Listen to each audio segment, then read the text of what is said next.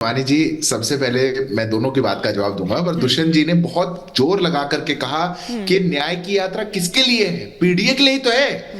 अरे न्याय की यात्रा एक पप्पू के लिए, एक भैया के लिए है, इसके अलावा किसी के लिए नहीं है। देश भर में आप निकले हुए हैं ऐसे प्रोडक्ट को लॉन्च करने के लिए जो दसियों बार फेल हो चुका।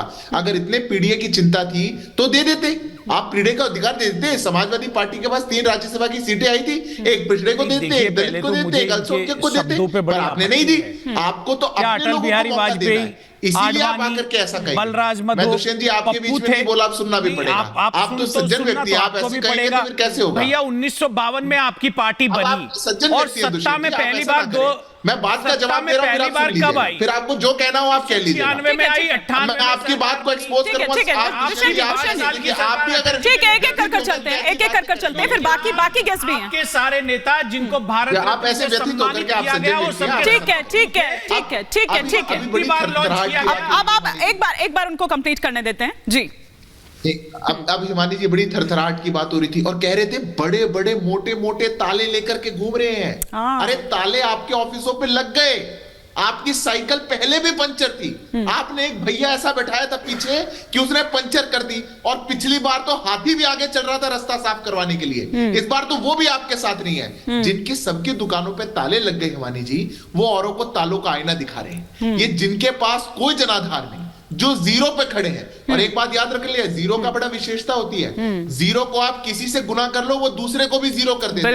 ये जीरो वाले लोग हैं। ये इनको भी जीरो करके मानेंगे। और ये जब बिल्कुल अपना नील बटा सन्नाटा जिस दिन कर लेंगे, उस दिन ये चैन से बैठेंगे और फिर देखना एक दूसरे को बोलेंगे अखिलेश वखिलेश, अरे ये आए थे धोखेबाज, ये सब एक दूसरे को बोलेंगे। कुछ महीनों की और बात है। ये जो भ्रम है, जहां आइडियोलॉजीज मैच नहीं होती, जहां मेल नहीं है इसी चीज का, जनता के लिए कोई विजन नहीं है, नेचुरल करप्ट पार्टी, 70,000 करोड़ का घोटाला, चक्की पीसिंग पार्टी, डीएनए खराब पार्टी, उन सब को इन्होंने गले लगाया। ठीक है ठीक है ठीक है। बात करते हैं बड़ी बड़ी, और झुक किनके सामने जाते हैं?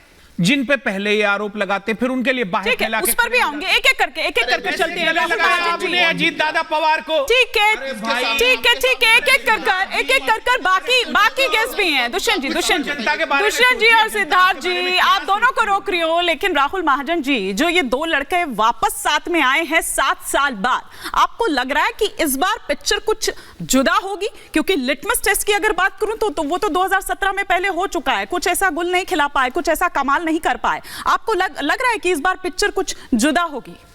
देखिए, जहाँ तक समाजवादी पार्टी का सवाल है, उन्होंने अपने आप को उत्तर प्रदेश में जो एक टक्कर की पार्टी बना रखा है। ये तो हम सब जानते हैं कि पिछली बार विधानसभा चुनाव में उनका अच्छा प्रदर्शन था, और वैसे भी जो है लोकसभा चुनावों में भी बीएसपी के साथ उनका प्रदर्शन, 5 सीटें आई थी, बहुत कम सीटें थी। लेकिन क्या सपा और कांग्रेस मिलकर कुछ मतलब ज़्यादा असर डालेंगे? इसकी संभावना नहीं दिखाई देती है। अगर हम जो कांग्रेस को सीटें भी मिली हैं, उसमें से सहारनपुर, अमरोहा, देवरिया, सीतापुर, बुलंदशहर, इलाहाबाद, या उसको अब प्रयागराज भी बोलते हैं, इन सीटों की भी बात करेंगे तो अंतिम बार जब ये सीटें जीती गई थी कांग्रेस द्वारा तो 1984 में जीती गई थी।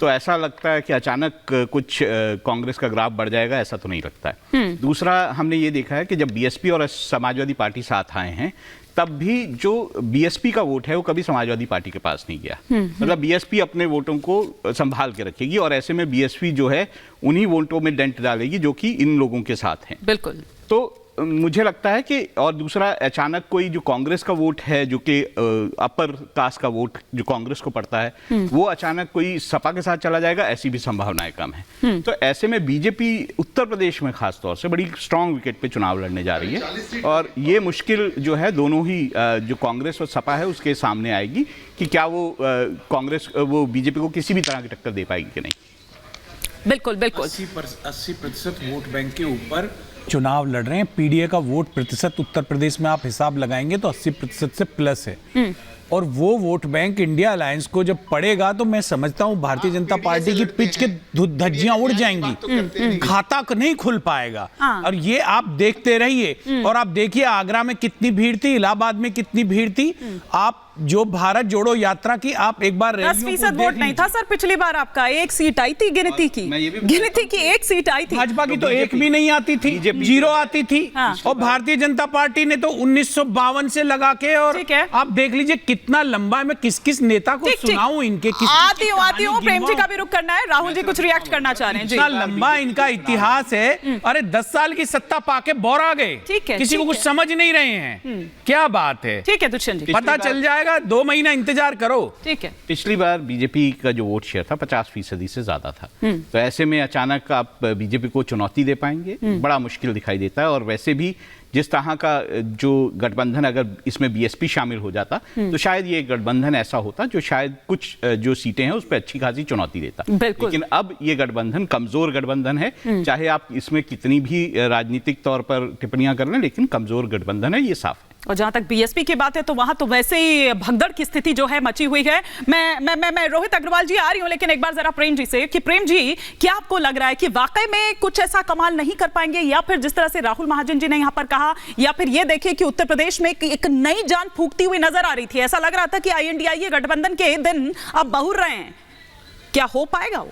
देखिए राहुल महाजन जी की बात तो सही मान ले, तब तो राजीव गांधी जी की सरकार कभी जानी ही नहीं चाहिए थी। 400 से ज्यादा सीटें जीत करके वो थी।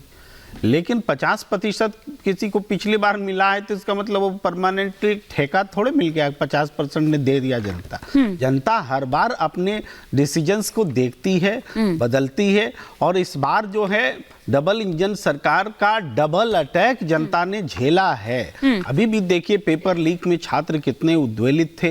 इससे पहले बुलडोजर न्याय से जनता, जिस तरीके से सरकार ने न्याय को ही बदल दिया कि भाई हम बुलडोजर से न्याय करेंगे, अन्याय को ही न्याय बना दिया। जिस तरीके से बीजेपी ने भ्रष्टाचार को शिष्टाचार बना दिया, बहुत सारे पॉइंट्स हैं, मैं कितना गिनाऊं, लेकिन उसको लेके एक एंटी इनकम्बेंसी है। और यही जो तस्वीर दिख रही है अखिलेश यादव और राहुल गांधी की, मान लीजिए कि नहीं दिखती एक साथ। आपको लग रहा है कि 14 और 19 में जो स्थिति थी उससे बेहतर, मतलब वैसी स्थिति नहीं है? मैं बता रहा हूं कि जनता के समर्थन के लिहाज से ये बहुत बेहतर स्थिति विपक्ष के लिए है और एंटी इनकम्बेंसी दोनों पार्टियों के लिए ज्यादा है। राम मंदिर जैसी हवा नहीं दिख रही भाई। कह रहे थे कि राम मंदिर में सारी हम हवा में ले जाएंगे, सीटें खत्म हो गई। इतना गुस्सा है जनता में, वो गुस्सा सड़क पर दिख रहा है। तो ये जनता को देखिए, अगर आपको गठबंधन, लेकिन वो न्याय यात्रा में दिखाई नहीं दिया, नहीं वो उस तरह से जुड़ा नहीं। क्या बात कर रहे हैं आप? तस्वीर भी दिखा रही, आप देखिए। तो ये तो आज की तस्वीर है, और मेरे ख्याल से तब उसके बाद है जब एसपी से आपकी सीट शेयरिंग पर बात हो गई तो कुछ उनका पहुंच गया। यादव जी नहीं भी शामिल हुए थे, तब भी इस राहुल गांधी के बीच में उनके साथ वैसे ही थे दर्शक और ये श्रोता, सारे लोग जुड़े थे। वो उसकी बात नहीं करते। हम एक छोटा सा बता रहे हैं कि राहुल और अखिलेश अगर साथ नहीं होते तो बीजेपी के लिए फायदे की स्थिति